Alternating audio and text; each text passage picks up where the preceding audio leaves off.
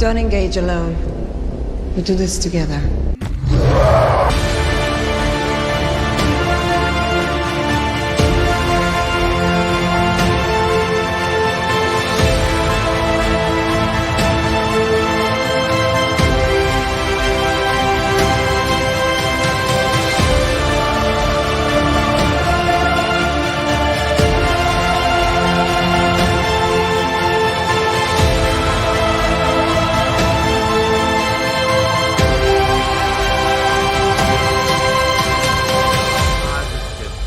Yeah, we got it.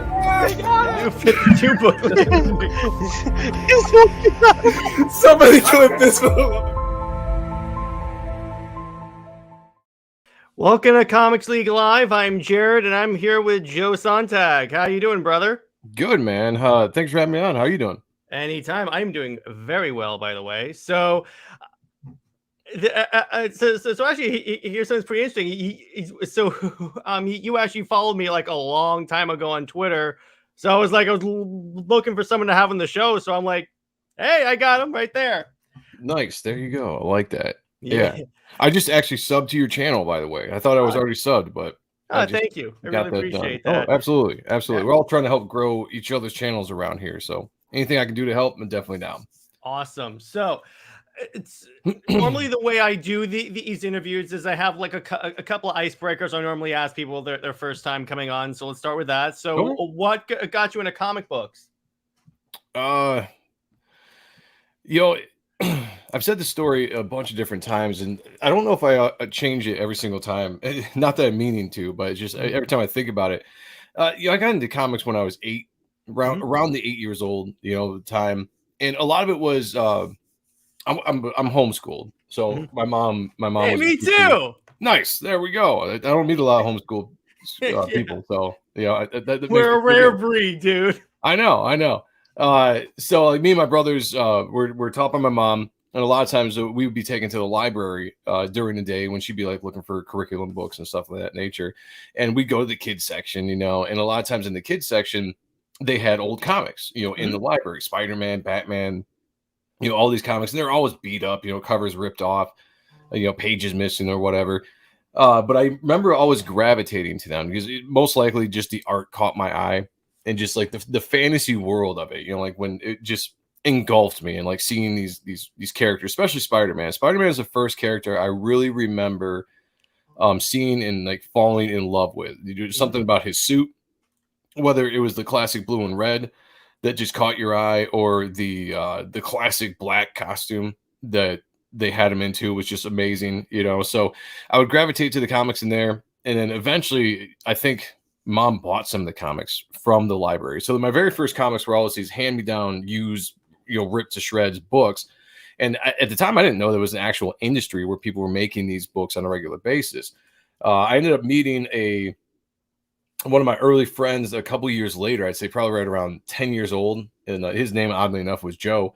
And I looked up to him a lot. He was a little bit older than me, but not by much. And he was big into comics. So he had an actual collection. So that was the first time where I was exposed to like a lot of different comics, X-Men, Ghost Rider, like all these Marvel characters, and Superman. I mean, I knew about Superman and Batman, just it was in the pop culture, right? Yeah. But that was the first time I actually got into comics and reading, freshly kept comics, bags and boards and all that kind of stuff. And I remember just falling in love with the aspect of it. I was like, this is just so cool.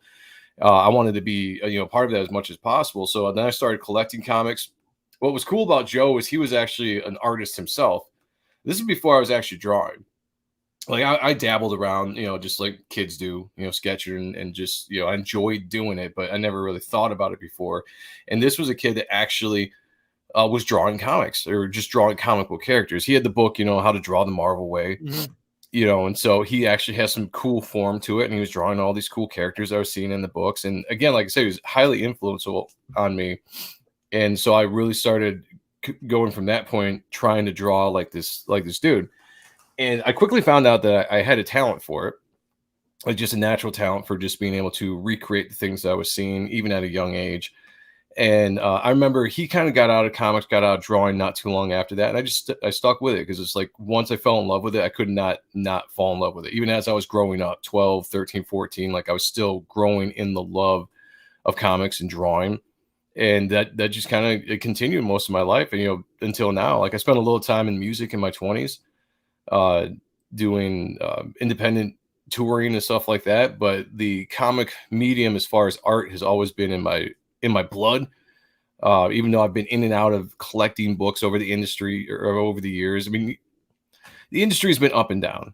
You know, I mean, there are times where, you know what I'm saying? Like there were times where I remember the very first time I got out of collecting comics or reading comics was right around the 2000, 2001. And a lot of my favorite artists at the time weren't drawing comics.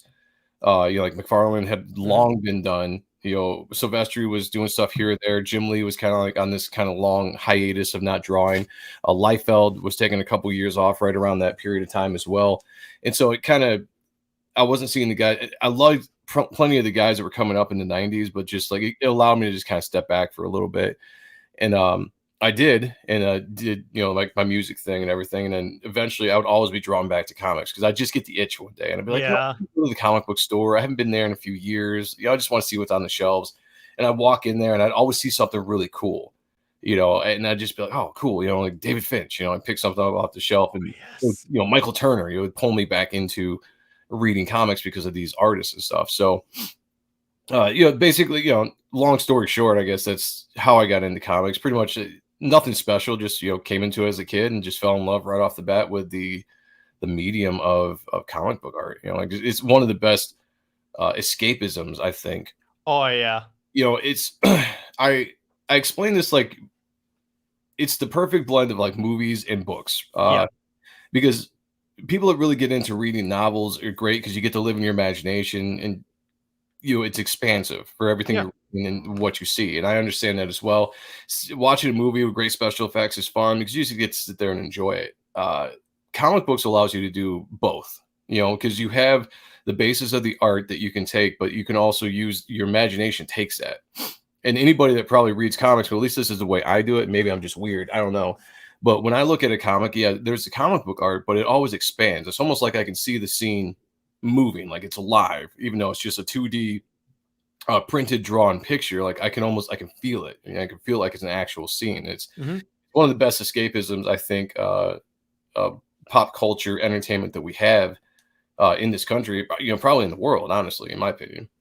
Well, yeah, and it's also like one of the big like cultural exports of the United States, because when you think about it, comics is really an American thing, at least the way that it exists today with superhero comics, because there really wasn't anything like that until Superman showed up. And well, it's modern day. It's kind of modern day American mythology. 100% it is. You know, when you look at it like that, you know, and that's what's cool about it is I do feel like it's uniquely American. Yes, there's manga comics and there's you know, maybe the comic form has been around longer than the American comics. You know, it probably has. I don't know. I don't know the true history of it all, but I do know that like the superheroes, Superman, Batman, you know, characters like that from the golden age, you know, like that was a uniquely American thing. And I think, you know, we've cornered the market, even as poor as it might be nowadays, modern comics, you cornered the market on that superhero market. I mean, you can read manga and European comics and all this kind of stuff, and there's so many different genres and brand, you know, of comics that they do, and it's great, you know, like good storytelling, good art. But it seems like the superhero thing was really our made mythology, you know, and it started from like, you know, Jewish kids, you know, like Kirby and all of them, you know, just making their characters based on, you know, sometimes based, like I think they said Superman is loosely based on like the Moses character, you know, being Jewish, guys themselves, and just kind of creating that like hero aspect, you know, that almost like a messiah aspect as well with Superman. So I look at it very much as just fun mythology for America. That is true. And when you look at them, there is a lot of like similarities to like ancient Greek myth. That's partly why I'm more of a DC in guy an advanced, myself. right? Yeah, exactly. Absolutely advanced to, absolutely. Yeah, that's one of the reasons why I'm more of a DC fan myself, because growing up I was really into Greek myths, and the Justice League For sure. always seemed to me as like the closest to that, because I like those like gods amongst men ideal of like characters. I like Marvel too. It's just I sort of attach more to the idea of these all powerful gods that still For sure use their powers for good. Yeah, if you had to break down, I agree with you totally. Like DC was much more of that, Greek mythology kind of way they went.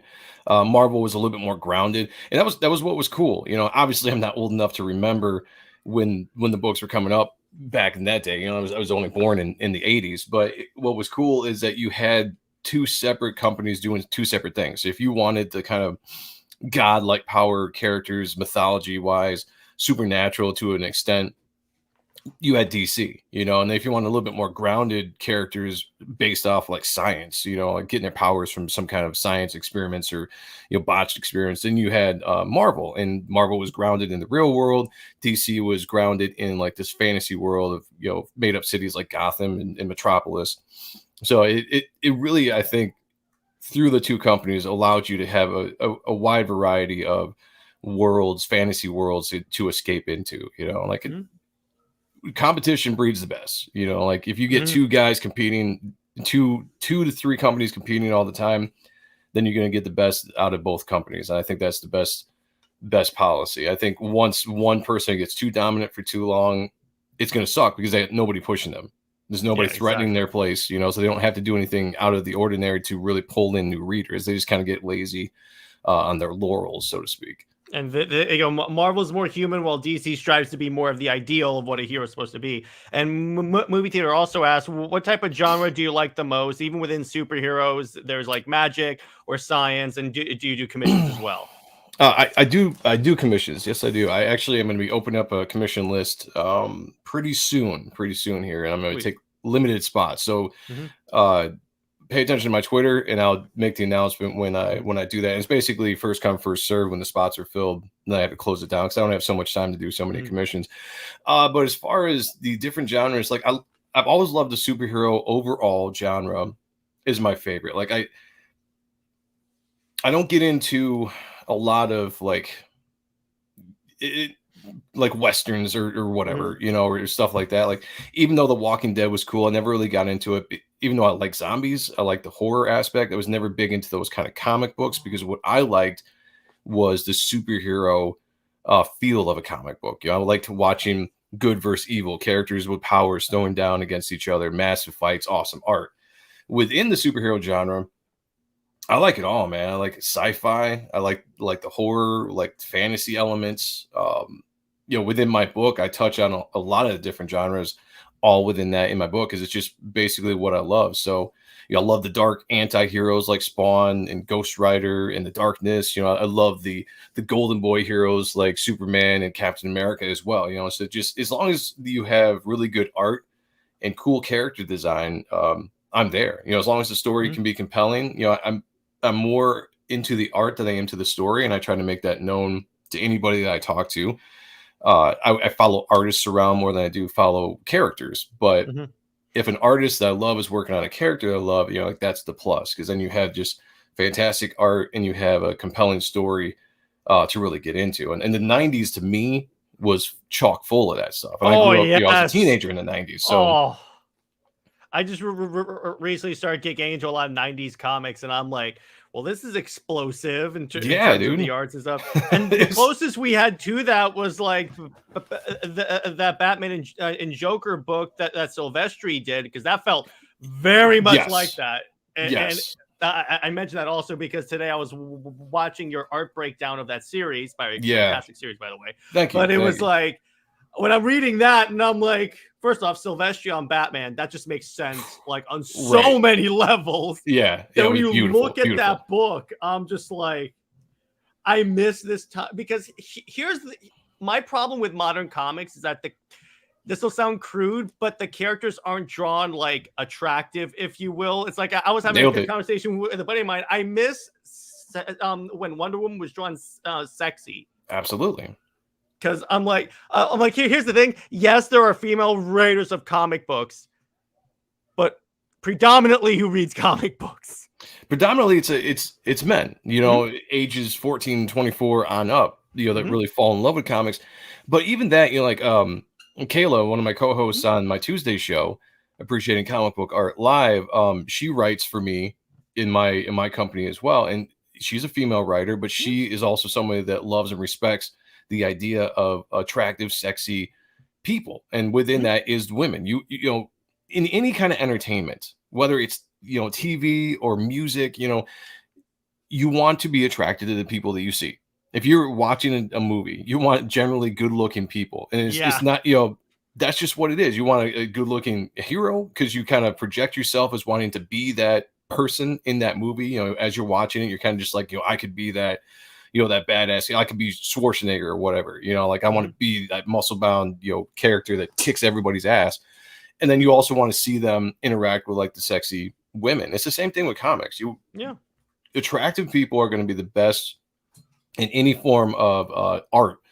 And when they pull back on the sexiness or the feminine aspects of women in comics, and they look a little bit more crude wise, butch or whatever you want to say, when the men look not as intimidating or ripped, you know, it's not as fun. It looks boring. You know, I don't want to read a comic and see what I see in the real world.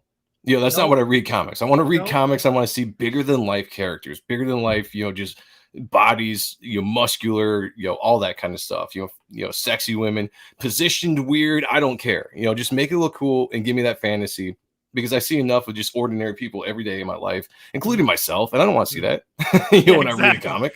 Exactly. Movie Theater asks, what artist inspired you the most, and what superhero has the most impact on your life? Good question. Most recently, I would say like within the last 15 or so years, Mark Silvestri has inspired me the most. And if anybody follows my channel, you know I'm a huge simp for Mark Silvestri. I think he's the GOAT. I think he's one of the best, if not the best, modern day comic book artists in the industry. But besides that, you know, in the 90s, I fell in love with so many artists. So like inspiration wise, I have so many inspirations, from Jim Lee to Liefeld to Michael Turner, Dale Keown, Greg Capullo, Stephen Platt. You know, the list just goes on and on and on. I can never even remember how many. David Finch, you know, Brett Booth, like all these artists at some point in my life really inspired me to try new things, because every artist has a different technique. As much as you might have like a similar wheelhouse to style, every artist gives you something different that you can pull from. So like with Michael Turner, I love the way that he drew women, specifically eyes and lips, you know, and form, you know, stomach, you know, all that kind of stuff. So I used to take that early on when I was a younger artist and really, you know, put that into my art. You know, Stephen Platt, I love the way that he did detail and shred. You know, he shredded characters' capes and clothing, all, you know, had this really cool shred to it, which is, if you look at my character Reaper Destroyer, it has a lot of that with like the shredded cape. So you just take those things over the years, you know, and it helps develop your style. So yeah, I'll always throw Silvestri out there as like the number one guy that I'm influenced with. But really, when you break it down, it's like 20, you know, some odd artists that have inspired me over the years and still do. You know, like we had Philip Tan on the show last night, and he's a guy that more recently has inspired some technique out of the stuff that I've seen him do. You know, so as an artist, I think you're always watching, you're always learning, you know, who's coming up, who's new, or who's someone you haven't paid as much attention to before that's doing something cool. Can I do that? Can I, you know, see if I can take that technique and put it into my own art? You know, always trying to improve. And as far as the hero goes, so what had the most impact on your life? You know, probably Spider-Man. Even though I don't read Spider-Man comics anymore, and I haven't for a long time, because I think they butchered the character for the last that's an understatement, 20 my years. friend. Yeah, you know. In the current run, they are that they are taking that character and putting him into shredder is what they're doing. Yeah, I like to just believe that the character's dead and what we have left, from the past is what we have, But in the 90s, like I said, Spider-Man was like the first comic I ever read. One of the Spider-Man comics, I don't even know what it was, but that was the earliest memory of a superhero that I was really in love with, was attracted to as far as wanting to be as a kid. I wanted to grow up and move to New York so I could figure out how to swing webs through the city, when I was a kid. But I followed and collected most of that comics, those runs through the 90s. I was really big fans of the artists that were on those books, like McFarlane, Eric Larson, Mark Bagley. I had an epic run on Amazing Spider-Man for most of the 90s when I was growing up. So I would say if I had to boil it down to one superhero, that would probably be it. But I mean, with the artists, there's tons of heroes that inspired me in some way or the other. Like, I fell in love with the dark heroes. Spawn came around in the 90s and completely changed the game when it came to like the anti-hero, dark hero characters. Same thing when the Darkness rolled around, So it's almost like picking what's your favorite band, what's your favorite song. It's so much. It's like asking you. It's like someone asking me, "What's your favorite comic book movie?" Well, which ones are good right now? Right. Yeah. It really depends. But good question though. Movie theater also asks. I hope to draw my own comic, but I'm trying to get better at drawing. I improve by 0.5% every time I try. Nice. Any advice for a newbie artist? Yeah, same thing I always try to do is just draw as much as you can, and look at as many artists that inspire you as possible. There's a lot of people that are like, look at all different kinds of artists, look at all different kinds of art. Some of that's not realistic because you are attracted to a certain kind of style. Me personally, there's only a certain kind of comic book style that I like that I'm going to want to draw like. So I'm not going to look at a artist that is completely different from what I'm doing, because that's never what I'm going to want to draw. Some people might say it's a drawback, you're holding yourself back. I don't really think so. If you are inspired to draw every single day and pay attention to the great artists that fit within the style that you were trying to get to. And then also make sure you're paying attention to real life. Make sure you understand anatomy, how anatomy works, because with the comic books, we exaggerate the rules of real life, but you still need to have a basis of reality to exaggerate that from. So you need to know how the legs and the arms and the torso works when you're turning, when you're twisting, to then really exaggerate that when you want to do like really exaggerated twisted poses. I mean, look at Brett Booth. Brett Booth is a perfect example of an artist that can draw phenomenally, knows his anatomy, and he knows how to then position his characters in these crazy, awesome, dynamic ways, but it doesn't look wrong when you look at it. Even if you're going to study that and be like, there's no way that a possible human could stand like that in an action pose, it doesn't matter because it looks right. And that's what you're trying to do. So speaking of your book, I kind of want to highlight that real quick. So tell us about Reaper Destroyer. Hey, again, another backer. I didn't realize that. So this is my book. Based on a lot of the stuff I grew up in. This is obviously, it's an anti-hero, dark character, kind of in the mold of Spawn and the Darkness. Although I do say that if you back this book and when it comes out, if you were expecting it to be Spawn or the Darkness, you're going to be very, very sorely disappointed, because it's not. Like, at least you're honest. There you go. Yeah, because I didn't want to put out another rip-off character of that's already been established. Like, that wasn't my goal. Like, when I designed the characters as an artist, when you're sitting down designing stuff, just all the influences that you've seen over the years, the muscle memories just come into your mind. And you're just like, what do I want to draw that looks cool? And so that's just the direction it takes you. And I came up with this character in 2007, actually, and tried to get it off the ground way back when, right before I went into music for a number of years. And then I'm dusting them off, redesigning them, story-wise, and bringing them back.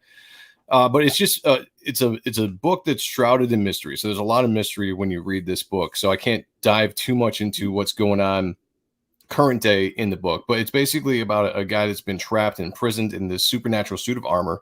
that's inhabited by an ancient spirit, the ancient spirit of death named Apophis, which is that dude with the horns right there that you're seeing. Okay, cool. And they're constant battle for control of the armor and for possession of Matt's body. And he's been kind of thrust inside in the middle of this supernatural. Everything in this book is kind of based supernatural, scientific. If you follow my channel, you kind of know where I draw my inspirations from. Image Comics, 90s, you know, Cyber Force, Darkness, Spawn. Like, there's a lot of stuff when it comes into the cybernetic and supernatural that I mix within this book. But I also was a big fan of stuff in the 90s, like Highlander. I love the idea of immortal characters. So I have immortal races in this book that are having a civil war amongst each other. And these immortal races are the characters that are basically living behind the scenes, have controlled the course of the world since the beginning of time. And they're the puppet masters. They're like the Illuminati, or, you know, when, you know, the book has some conspiracy theories in it because I'm a conspiracy theory nut. And I think it just makes great, you know, storytelling, you know, good for storytelling. So it's basically everything I loved about the 90s put into this book and try to modernize it for you know, 2023, 2020. Well, yeah, we're in 2023. I was about to say 2024. Yeah, slow down. Like, okay. Yeah, like we're not in 2024 yet. Calm down. But yeah, modernized for today. So my art style is very much driven from guys like Silvestri and, you know, artists of that age. But I absolutely try to do as much of a modern style, because people see my art and they're like, "Oh, I love your 90s style," and I'm like, "That's awesome." You know, I will never take that as an insult, although I'm not trying to be, you know, a 90s comic. I'm not trying to do a 90s comic ripoff. You know what I'm saying? It's just my style, who I am. I'm very proud that on the book, you know, cover wise, I've got the great Dale Keown doing an homage cover to Pit #1 with that big face shot that we saw up above a little bit ago. There you go. Yeah, so working with some of my absolute favorites in the industry. And what's cool about this cover that I really dig is the Joe Chiato, who is the colorist, the original colorist for Pit, hand colored this cover over Dale Keown, who was the original Pit artist and creator, and then Chance Wolfe, who was the original letterer and made the iconic logo for Pit, came back to do the dressing for this. So this is a straight homage. It's the first time those three guys have jammed on a comic book since Pit in the 90s. So it's a really cool homage to my favorite comic book of all time, Pit #1. So I'm really, really excited to have that. I get to work with some top cow inkers, Joe Weems and Matt Bat Banning, ink on this book as well. So that's another dream come true. You know, working with some names that I grew up watching or looking at in the industry.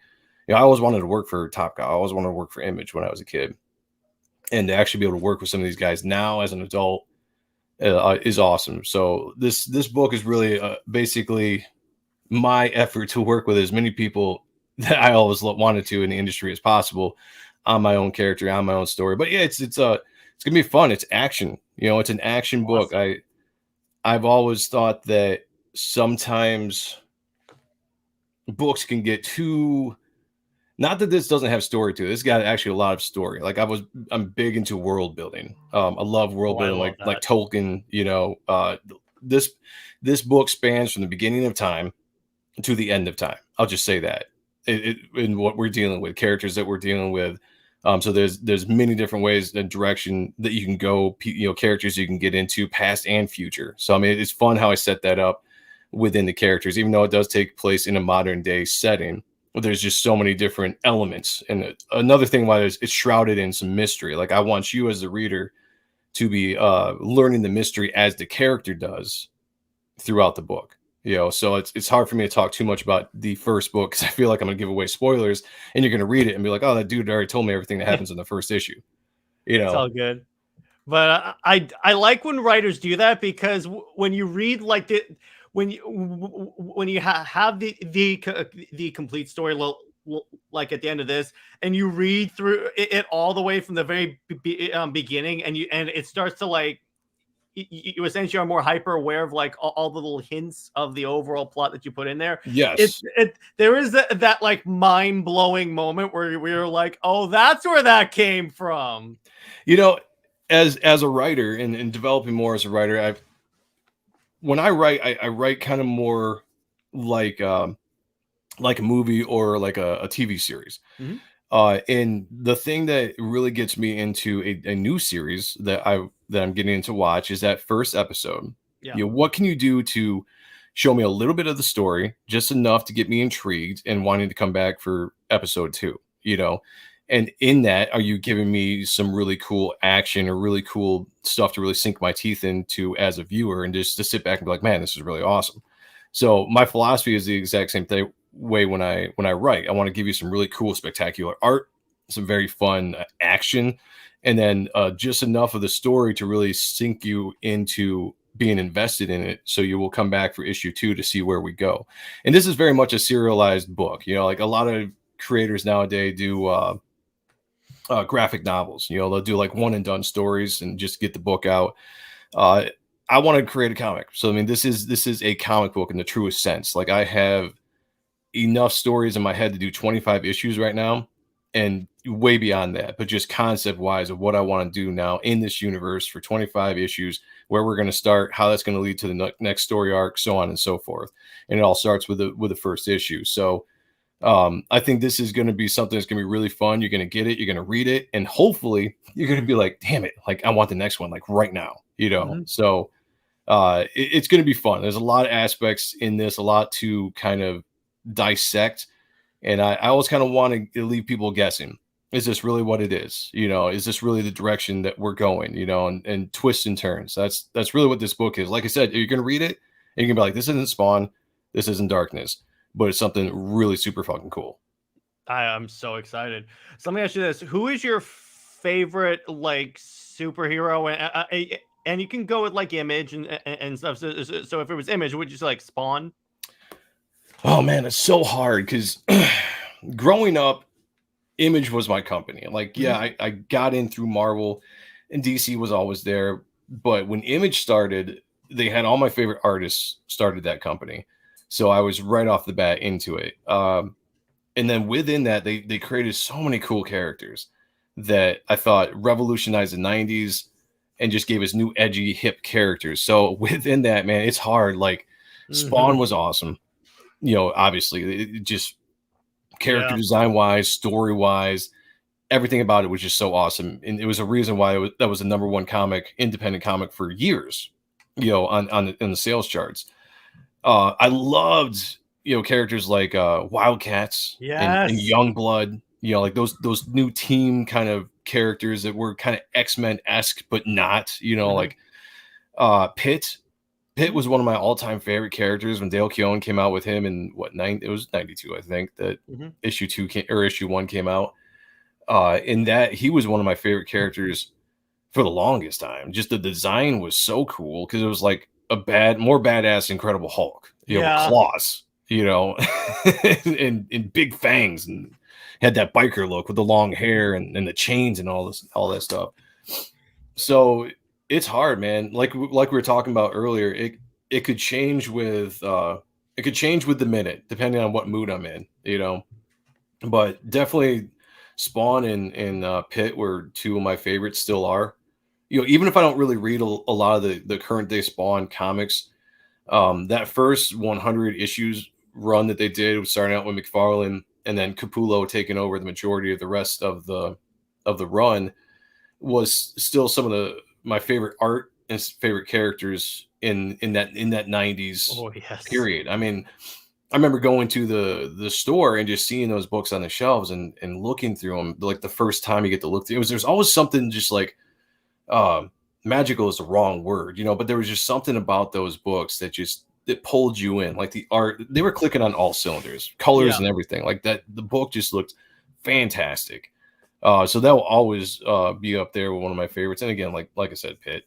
It's so hard, man. Like, I want to say all these different characters. Exactly. Plus, with Spawn, here's the thing. What I noticed is that the way McFarlane did it, and he kind of did it also with Spider-Man, is that occasionally Spawn would like break the panel, so it kind of gave it. It sort of gave it a 3-dimensional look at the character.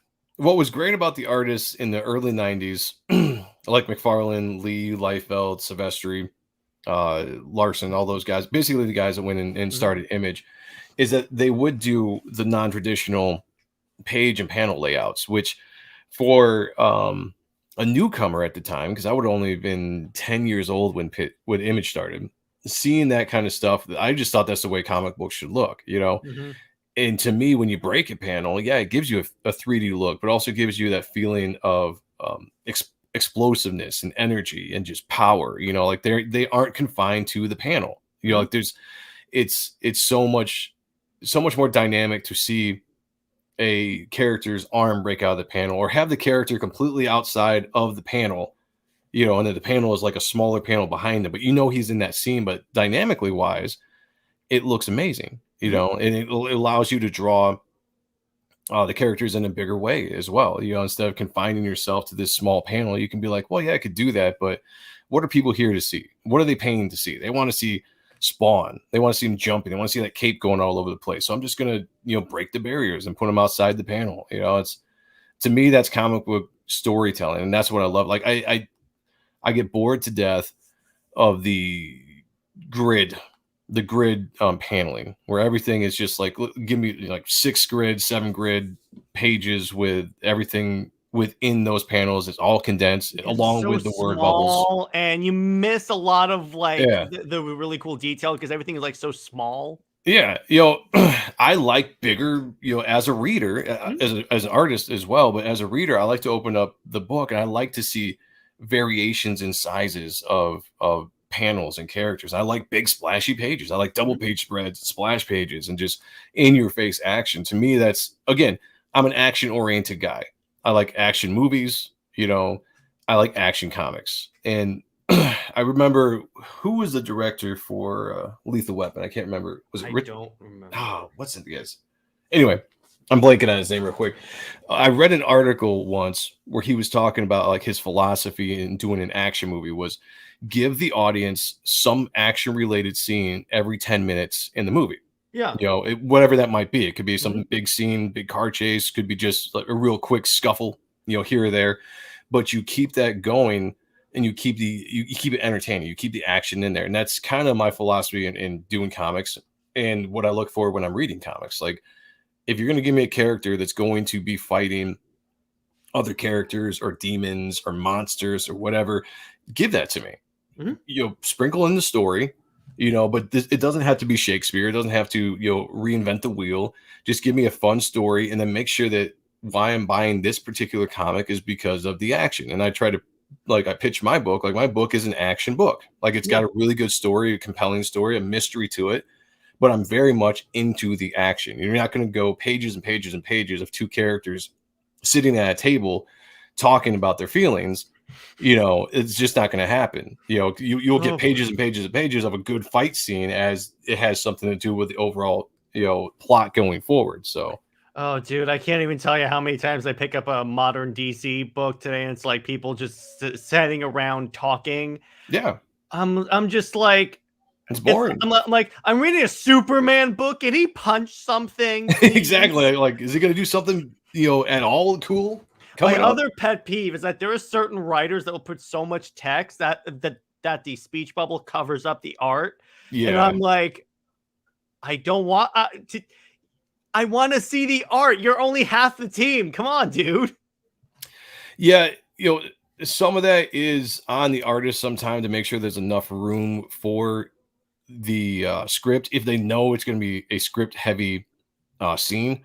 But on the same aspect, I think too many comic book writers fall into the pit of being like novelists. Like, they want to put so much script. They want to, like, these conversations, like, they're so in depth when you could tear back like half of it and say the exact same thing, you know, in just a different way, and they have it move faster, be smoother, and be more entertaining. You know, and say the same thing. You know, Claremont was really good at that stuff. Like, he was very wordy. You know, Claremont was very. If you go back and read some of those old X-Men comics, Uncanny X-Men as well, there's a lot of word bubbles. You know, a lot of word bubbles. But the art and the progression of the story was so good that it worked.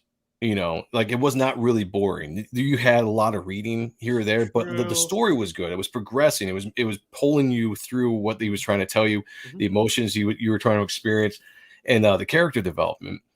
And I feel like today that all is gone, and it's just like wine, wine, wine. You know, like there was an X-Men comic that came out a couple years ago that I just remember seeing it online, where it was the Colossus talking to somebody. I don't know, it might have been Kitty Pryde or something, but it's basically just a small. It's a double page spread.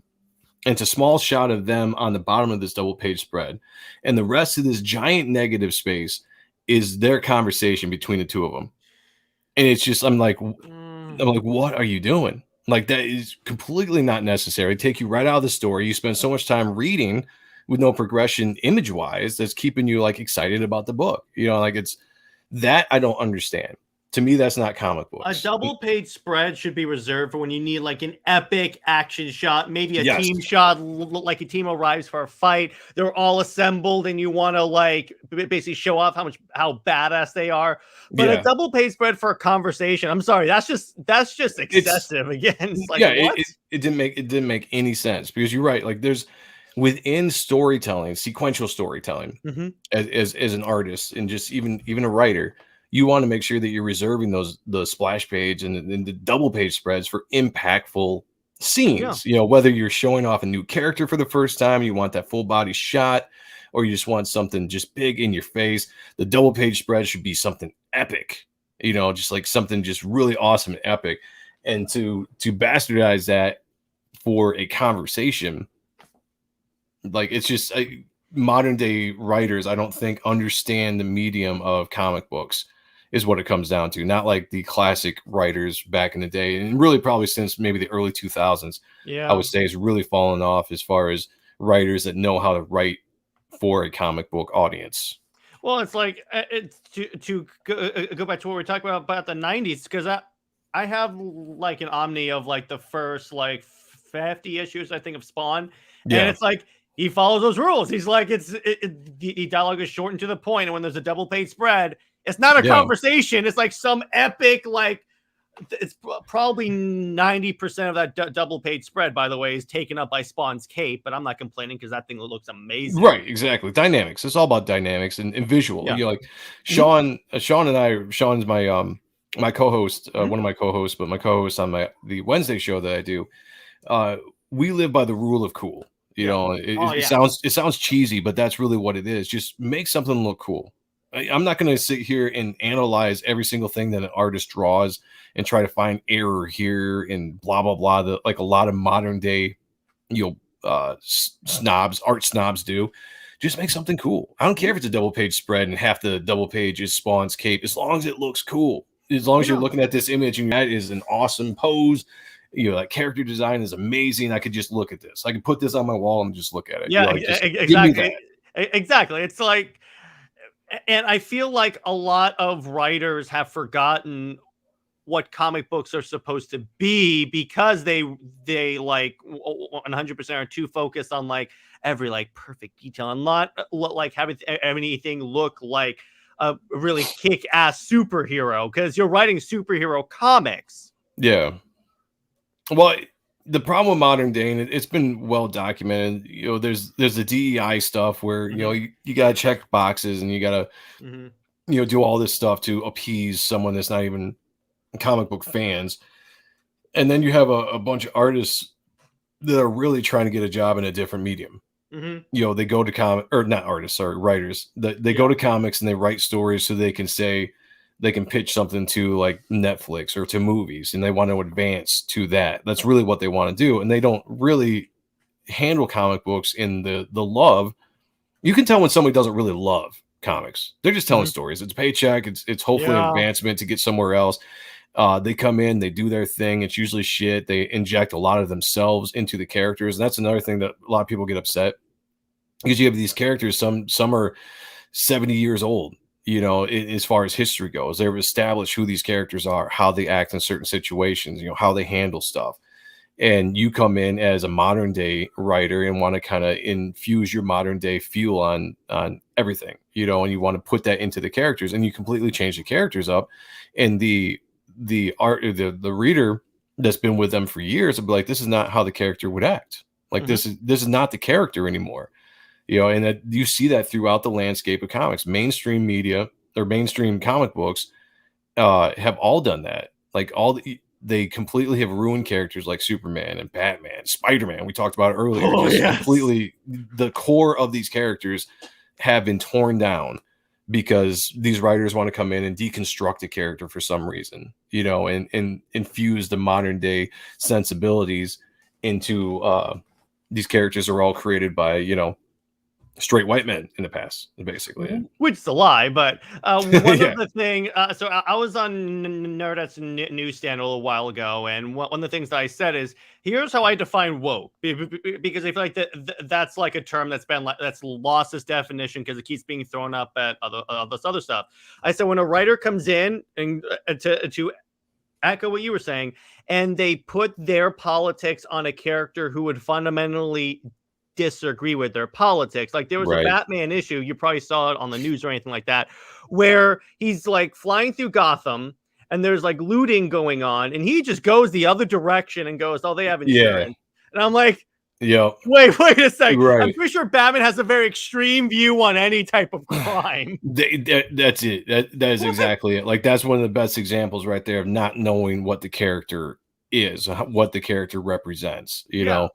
And again, yeah, the modern day sensibilities of trying to put themselves and a lot of, you know, unfortunately, entertainment in general has a lot of quote unquote self-identified activists, you know, and they feel like they need to take, which is fine, whatever. Do you on your own, believe what you want, do what you want on your own time, but leave it out of established characters. Create a brand new character if you want. Create your own comic book, independent, brand new character if you want to put all your ideals and thought process into it to get that out. But when you're dealing with a character with an established history, don't do it. Write the character the way the character is supposed to be written, and then continue developing that story. You know, people want to see Batman be Batman. They want to see him also go up against new villains and find, you know, struggle, find a way to, you know, get over the new threat. They don't want to see him completely change his stance on things. Same thing with Superman or Spider-Man or any of these characters. Yeah, and what they don't realize is that if you build up a following like writing Batman the way Batman's meant to be, if you have a really popular Batman run and then you go write your own thing, that's you can have a Batman-like character but agrees with your political beliefs. The audience will, your audience that you've now built up will follow you, and it's more of an opportunity for that to be successful. Yeah, see, it's a funny thing that when there's pushback on this stuff, the first thing people like to do is just, you know, because we're so divided politically as a country, you know, it's so easy just to be like, you know, if you have like left ideals that you're trying to put into a book and someone says like, "Oh, that's blah blah blah," they're like, "Oh, you're just, you know, like a right extremist, or you're just, you know, conservative, blah blah blah," and they instantly throw that wedge in there of divisiveness when they're like, a comic book character is not supposed to divide anybody. The comic character is supposed to bring everybody of all walks of life together so we can have this shared experience with the character, because a character should represent things that we can all relate to, you know, within the character's struggles or their triumphs or whatever. And so you have a lot of that. And I think if there was a brand new character, like you said, from one of these writers that came on the scene and they wanted to bring all of their whatever it might be into the character, political beliefs, religious beliefs, I don't care, and they established that this is the character, this is what the story is about, I think everybody would be fine with that. And people that didn't like it just wouldn't read it. They wouldn't be like, "Oh, this character's here, like we can't stand it." The only reason you get the pushback is because you're like, "That's not Batman. It's not Batman anymore. It's not Spider-Man anymore." Batman would instantly stop anyone trying to loot a story, even if he somehow agreed with their reason for looting. Because Batman's like, "You don't loot in Gotham." Right, yeah. Superhero comics to the core have always been about good versus evil, right versus wrong. You know, yes, there are anti-heroes within the genre as well that blur that line, and that's fine. Those characters were created specifically for that.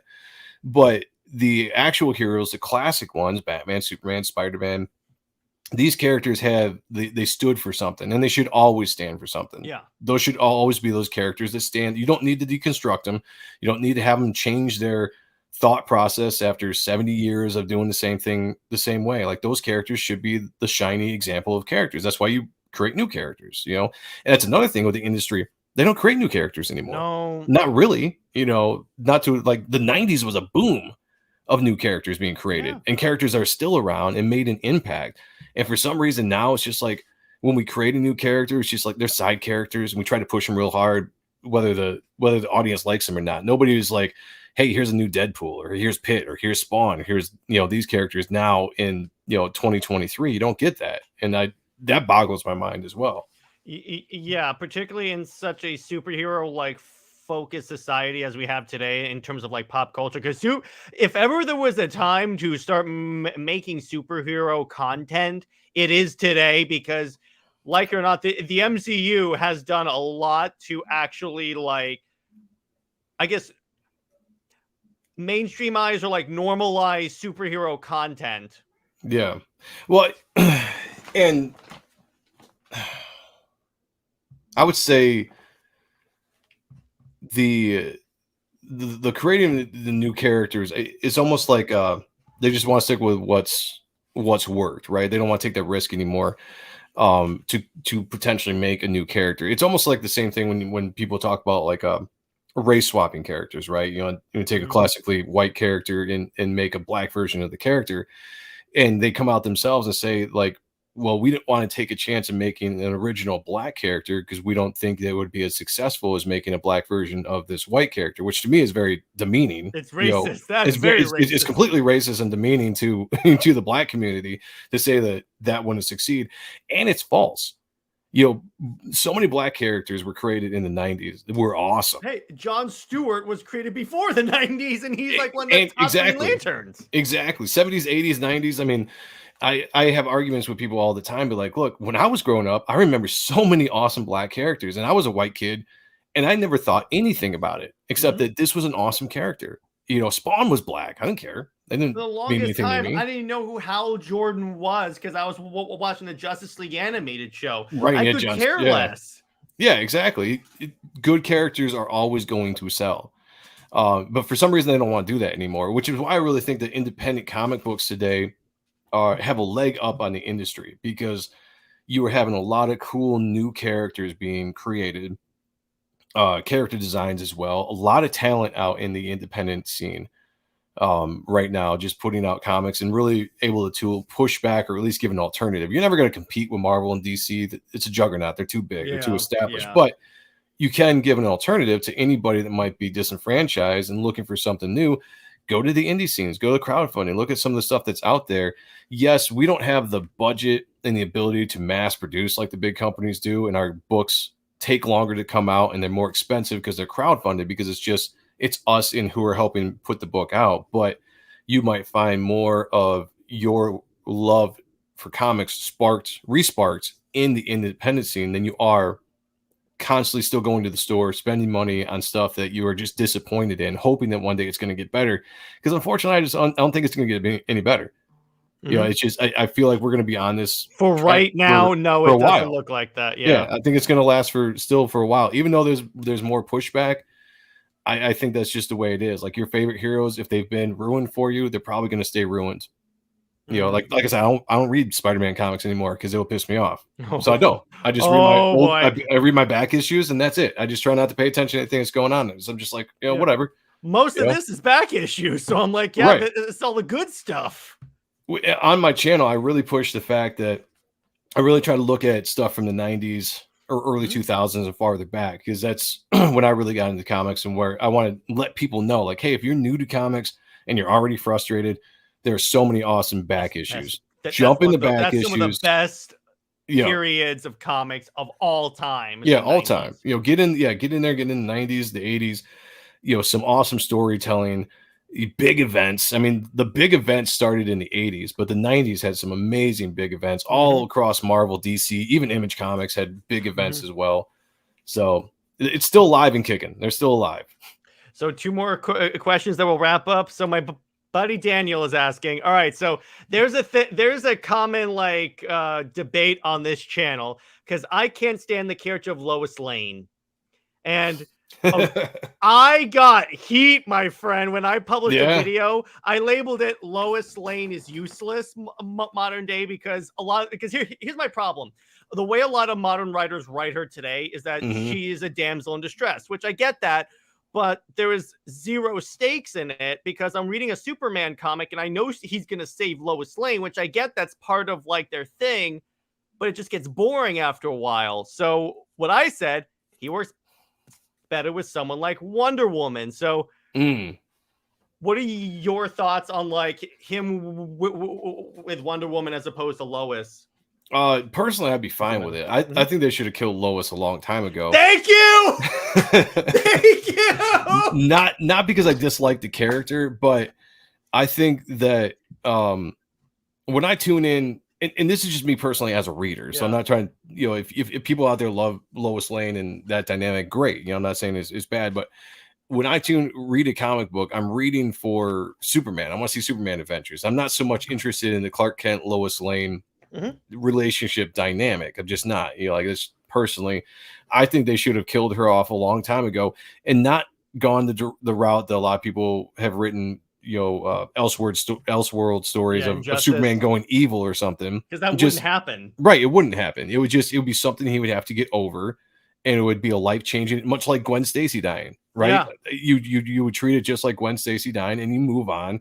And then you could, you know, open up a storyline where Clark and Diana get closer together, and you have some cool dynamics there because they're both super powered. Yeah, like some of that stuff. They had it, and this was dope, by the way, dude. Yeah, the new 52 what got me stuff. into comics, dude. Yeah, because I got in during the new 52, and I understand that got a lot of heat from like the classic fans. The thing I liked about it is that, for one thing, I didn't have to worry about any of the continuity because it was just starting fresh. Yeah, and everyone was younger, more relatable, and then they took a risk with this, and this was like one of the top selling books at DC. So I was I didn't mind it. I didn't mind. Like, I know that the new 52 had its issues. Don't get me wrong. Like, you know, it wasn't all hits. I think the first year new 52 was fun because it was fresh. It was new. I liked the kind of retelling that they were doing and direction they were going. And I personally didn't mind the relationship between Superman and Wonder Woman. It made sense to me. And again, like I said, I respect Lois Lane for the character. Like in the movies, they make a movie of Superman. I want to see Lois Lane there. I want to see her in there. The comics version. Right, exactly. I want to see it moved beyond. Like, let's do something else, you know. It also the same aspect. Like, I never would have given Superman a family. I wouldn't have given him a son. I wouldn't have moved on. Like the young Superman characters had some cool stories. You know, like the Super Sons or whatever that was. Like, there was some good storytelling with it, and I don't mind characters evolving and having families, but I think once you do that, you kind of limit what a character can do, because now you have more of a cast. You have to continue developing the story. You can't just be like, oh, you know, he's got a kid and we won't ever see him for a couple of years, and every once in a while he'll pop up. It doesn't make any sense. So you have to develop the character, and then you change the dynamic of the character too much. You know, like Superman is a protector. You know, he sacrifices himself, literally has done it, right, in the past. I think they should always kind of keep him in that aspect. Like, that's his mission. That's why he was, you know, purposed to be put in this world, you know, continue on that path. So yeah, there's a lot of stuff I do different, and I have no problem with the relationship. And like I said, I personally would have killed Lois Lane, but I would have made it impactful and a reason you could do it to make your character go forward in a positive way and develop him a little bit more, you know, that tragedy that he had, because really, who has he lost in his life? You know, his parents, maybe, you know, maybe his Earth parents, but no one has like, that wasn't, I argue that wouldn't be as impactful as if he lost Lois Lane. Right. Like, so Batman lost Jason Todd. That was big. That was impactful. You know, he's recently, although I don't agree with it, recently lost Alfred. You know, you have certain characters where they can lose an important character in their life for the betterment of the story and the character going forward. How do they bounce back from that? How do they deal with it? How do they move forward? You know, like all these dynamics come into place. If you're going to kill a character, try to keep her dead more than a month. Yeah, absolutely. Yeah, that's another thing too. Like, these characters, they die, they come back. They die, they come back. Like, if you're going to kill a character, keep them dead for a while. You know, do it, make it an impactful thing, and move forward with it. You know, every major classic character has had a major death except for Superman that I can think of. And, you know, his Earth parents, it doesn't count. You know, Gwen Stacy, huge death and a huge moment for Spider-Man. That's still referenced. Key events. Exactly. It's still referenced today as one of the groundbreaking character developments of Spider-Man himself. You know, same thing with the death of Robin. You know, it's just, you got to do it, you know. And I'm surprised they haven't, you know. Like I'm right there with you guys. Like, it's interesting. There was a rumor that you know who Donna Troy is. Yeah. So there was a rumor that the new 52 origin for Donna Troy was going to be their daughter. Oh, really? No, I wouldn't like that. I wouldn't have liked that at all. That the one thing I will say, I disagree to an extent on the family thing, because I think a like child of these two would actually be an interesting little story that you could tell about how do you live up to the fact that your parents are the two most famous superheroes of all time. Right.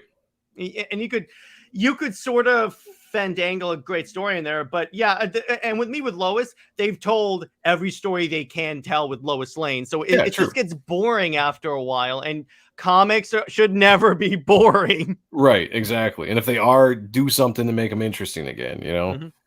And last question, Tevia asks a quick question, Joe. I'm just wondering, what is your favorite universe to write in? I'm not quite sure what you mean by that, universe to write in. I'll tell you what, I'll modify it. If you could write for like Marvel or DC, which one would you want to try out? Oh man, that's a good one. That's a good one, because I grew up mostly a Marvel guy, like I said, before Image came around. I would say Marvel probably. Okay. There are characters that I've always wanted to see certain things done with, like Wolverine. I think it would be a fun character to write and to dive into his mythos and his rogues gallery. I think that would be a fun character to write and draw. Like if I was going to write something, I'd be drawing it. So that would be something big. I would love to do a Batman one too. Like, you know, Batman's a fun character to get into dynamically wise when you draw it and when you write, but probably art style, it works for Batman. Yeah, exactly. I have a style that would work probably better in that universe. But honestly, if I could, fantasy wise, if we could go back into the 90s, the universe I would want to write in would be somewhere in the Image universe. I would love to tackle some of the Image characters and write those characters. Yeah, personally, I would go for like Spawn or even Wildcats, because either of those two, I'm like, oh, geez, that's so. Or actually, here's another one. Speaking of Silvestri, Witchblade. The Witchblade, yeah. I mean, oh, geez. Witchblade, the Darkness. I mean, just there's so many fun, edgy characters of the 90s that really dove into the supernatural. Yeah. If anybody read the 90s Image books, it's funny because there was a lot of, and I'm a Christian, I grew up religious, so I always thought it was interesting to see a lot of the religion aspects brought into the comics as storytelling, you know, aspects using you know, history and all that kind of. The Magdalena was a book that we just looked at by Joe Benitez the other day, and that's about, you know, Mary Magdalene, you know, her progression from Days of Christ to being this, you know, kind of religious warrior now in the current day of the 90s or 2000s at that point. So it's really, there's so much more within that universe. It was all spread into, like, even within the Wildcats, Extreme Studios, Prophet was another character that was absolutely awesome. Created by Rob Liefeld. That would have been a fun character to dive into and draw and write as well. So yeah, I would absolutely go with that.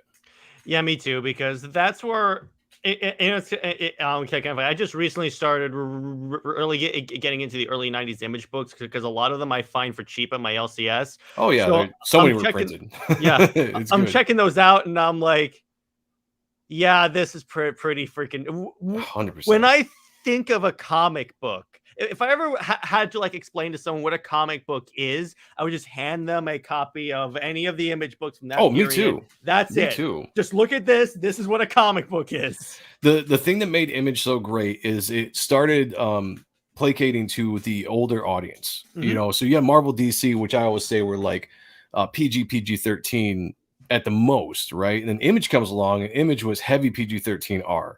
You know, they were pushing it to the teenagers, to the early 20-year-olds, and really getting into more edgier content. So if I was pushing or showing a new reader that was age appropriate, I guess, I would show them an Image book. If there was a new kid that was like 8 years old, I'd show them a Marvel book from back in the day. There you go. But that's what I loved as growing up, so I was the right age for when Image hit. And I remember it hit me because I was growing up at that time, getting into my teen years. So you're experiencing R-rated movies and stuff like that. And then you're at the same time, you're experiencing these edgier comic books from Image at the time that Marvel still wasn't giving you because the code was still going on. I think are they still under the code? I can't remember. No. The comics code, is that gone? I think in like the early 2000s, they kicked that to the curb. Okay. All right. Which I'm like, thank God. Right. Yeah. I could. Yeah. But I know at least DC did, because there's no way the Killing Joke would have been published under the comics code. Oh, for sure. Yeah. And that was even in the 80s. But the cool thing, the interesting thing about those, like Killing Joke and The Dark Knight Returns, like those all happened like outside of continuity, so to speak, graphic novels. So they were able to kind of push it to a different audience than like the floppies at the same. But then they just kind of took that mythology and still just kind of wove it into the continuity that was currently running. So very interesting. Sweet. So on that note, I think that's a good place to wrap it up. Joe, it was a pleasure having you on. You're always welcome, brother. Oh, yeah. I'd love to do this again. This was fun, man. Thanks for having me on. Anytime. So where can everyone find you, and what have you got coming out?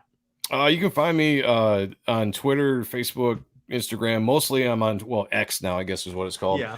I'm on there. Just Joe M Sonntag 1, I think, is the X. And if you just go on any social media and type in Joe Sonntag or Joe M Sonntag, I'm going to pop up and I'm going to be there. So you can follow me on there. I have a YouTube channel under Joe M Sonntag as well. On Tuesdays, I do a show called Appreciating Comic Book Art, where we kind of look at everything we're just talking about right now. We look at actual comic books from the times that inspired me. And we go through sometimes full runs, 3 issues, 4 issues, 5 issues. And we'll just break down the things that inspire me and just really appreciate the art form of these comics. And then on Wednesday, I have a show called Art and Stuff with my co-host Sean, and we do kind of same thing here. We have other creators on, or just people on. We have interviews. We just kind of have conversations like this. Although this has been a really great conversation. I'm going to talk to Sean, but like we need to do more of this kind of conversation. Heck yeah. And then Reaper Destroyer, my comic book Reaper Destroyer, is live on Indiegogo right now. We'll probably still be up for another month, probably. I'm aiming to bring it down and hopefully start fulfilling it soon. So check that out. If you like this conversation here, if you liked a little bit of the art that you saw, go to the page and check it out. Read a little bit more about the story, and then back it if you want. I would definitely appreciate it. And that book should be coming out, hopefully before the end of the year is absolutely my goal. So hopefully everything goes right on that. And then I'll be launching issue 2, hopefully as soon after as the book's in people's hands. So sweet. And I'll be doing a review of it. So I'll probably have you on for the review. That would be awesome.